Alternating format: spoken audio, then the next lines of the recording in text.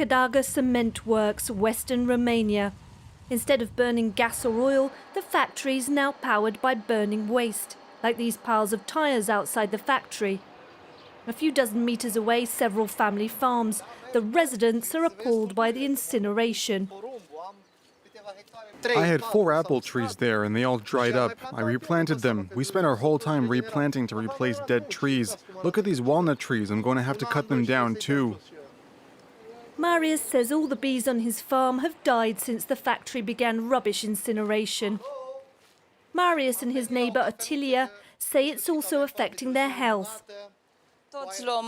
We take all sorts of antidepressants. There's a lot of dust. The air that reaches us, it burns our throats. We can no longer breathe it. You can smell burning tires, burning materials. They burn anything.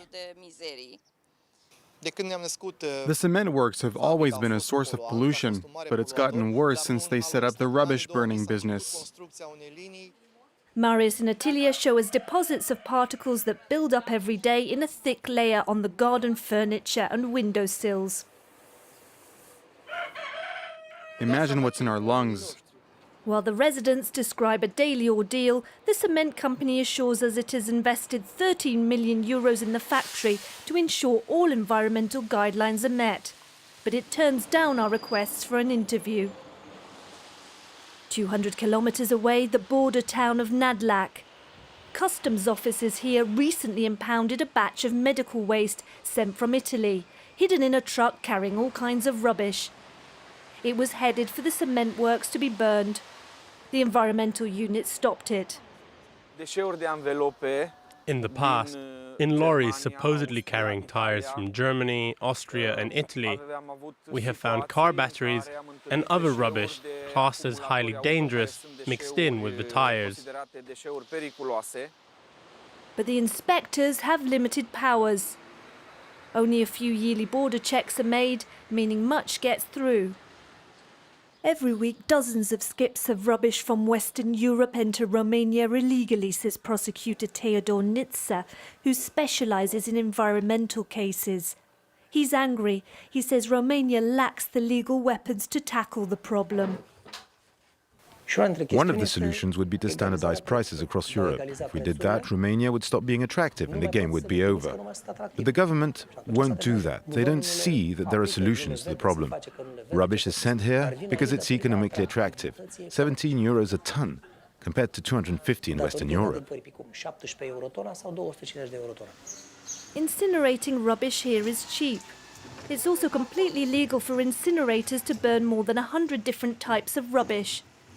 The Romanian law is particularly flexible, which worries environmental NGOs in Bucharest.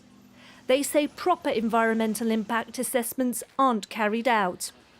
The cement kilns owners are requested to send data regarding their emissions, but there is no independent study on that because there is no available public laboratory. We do not have a proper evaluation on the health effects on the people in the surrounding areas, which is really sad because there are about 100,000 of such people living in the neighboring area around the 7 cement kilns.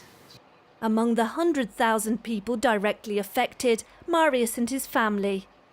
In the area close to their little farm in Kiș-Cădăuga, doctors have reported numerous cases of cancer. We're all going to get sick. It's just a matter of time. Today, tomorrow. There are so many sick people around here that I don't know if even 10% of the population is still healthy. My message to Europeans is that everyone has the right to live. Everyone has the right to breathe clean air. We're not against the factory, but that has to be in accordance with rules that respect anti-pollution laws. Romanians are becoming increasingly worried since last year China banned the burning of certain types of rubbish on its territory. China used to incinerate much of the world's waste. Marius and his neighbours don't want their country becoming the next rubbish tip for Western Europe.